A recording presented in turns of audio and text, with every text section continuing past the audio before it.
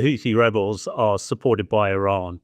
And that is absolutely clear. Iran also supports Hezbollah, their proxies in Lebanon and in the Middle East, and also Hamas. So the Houthis are getting technology and missiles and drones from the Iranians, and these are being used to attack shipping, Western shipping, American shipping, British shipping in the Red Sea. The Red Sea is a key communication line really between the East and the West going up through the Suez Canal. And we've seen over the last probably 18 months that the Houthis have been attacking shipping and really having a profound effect, because if ships have to avoid the Red Sea, they've got to go round the bottom of South Africa, adding weeks and weeks to their transit, which puts up the price of things.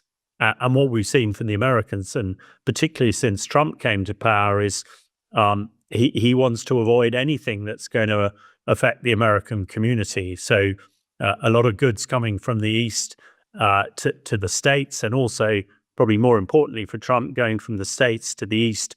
If they can't go through the Red Sea, then it's going to increase the cost of those goods.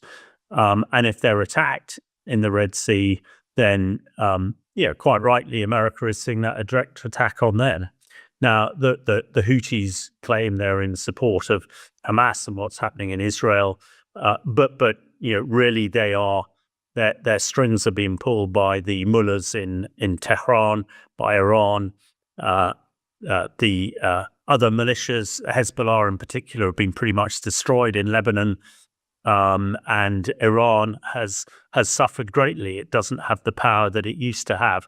And at the moment, its main proxy to do this, to attack the US and Western allies, is through the Houthis. So it is not surprising that the Americans have done this. I think also it's a statement by the Americans, probably to the Russians as well, that they are prepared to use their firepower. One, in some of the discussions between the Americans and the Russians recently, not surprisingly, the Ukrainians have felt a bit left out in the cold. But I think the attacks over the last few days on the Houthis have demonstrated that President Trump is very happy and confident to use his military power when he decides it's the case.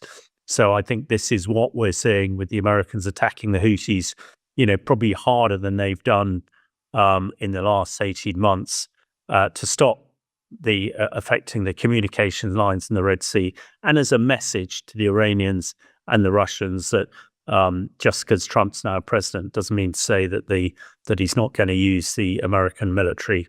But certainly recently they appear to be using exactly that, attack drones and missiles. These would have been supplied by the Iranians. The Iranians supply drones all over the place, and we've discussed before to the Russians as well. So that is what they're using. Their intelligence, I expect, is fairly rudimentary. If they see a ship, particularly a ship with a Western flag on it, in other words, owned by a Western nation like the US or the UK or European, then they attack it. And that, although they're not sinking a lot of these ships, they are damaging them.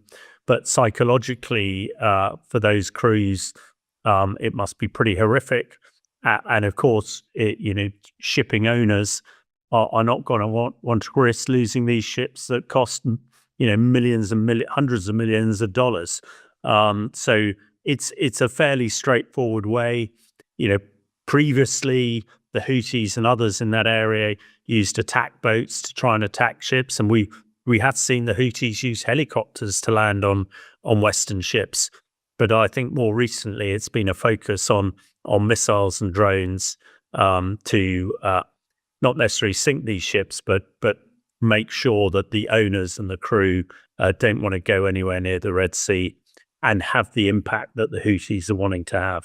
Their ultimate agenda and what they're trying to achieve is the same as the Iranians. They are using what is happening in Gaza as a reason for doing this and attacking Israel. I think they feel probably if they can attack Israel hard enough and the US hard enough, then the US might withdraw support from Israel. And it's common knowledge that the US support to Israel is fundamental to what's going on there at the moment. But I think one cannot decouple the Houthis from the Iranians. And of course, Iran running the axis of evil across the Middle East, Syria, Iraq, Lebanon, and Gaza. They really are looking to attack the US and the Israelis in that area. So it would, that is their fundamental, what they're trying to achieve, to attack the states and Israel, so that their proxies and their masters in Tehran get what they want. It does seem rather binary, but these are another terror group, another Iranian militia, if you like, that are being controlled by Tehran. And it's nothing new, except the fact that the other militias, predominantly Hezbollah, have become ineffective.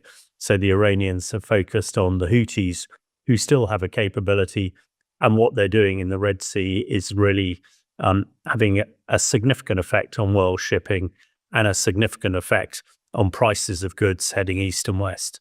I think this is the same, or almost the same, as about a year ago, when not only were the Americans attacking the Houthis who were firing on ships in the Red Sea, but we also had Iran launching over 300 missiles at Israel, and the US, and actually supported by the UK and French air forces as well, shot down all those missiles. So I don't think the Americans are kind of back down because what the Houthis are saying.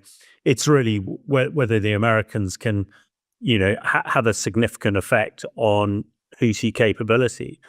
Now, last year, the Americans certainly did, because the attacks on shipping reduced significantly.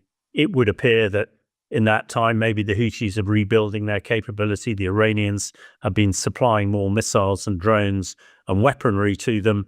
So it's almost the next wave of attacks. One would expect to see the US continue and increase, and it will come a stage where the Houthis become less effective and will either regroup or will stop. So I wouldn't have thought the Houthis can escalate much more, and it will probably turn into a war of attrition. It's a question of how long it will take the US to write down the Houthi capability so that it is ineffective. But as we saw over the last year or so, they go silent and rebuild. It might well be that the US consider a more detailed and comprehensive operation to denude the Houthis of capability in the future. But at the moment, it seems to be limited. Limited might be the wrong word, to an air campaign, but the Americans could escalate it and maybe put forces on the ground as well. But there's no suggestion that the Americans are going to that extent at the moment.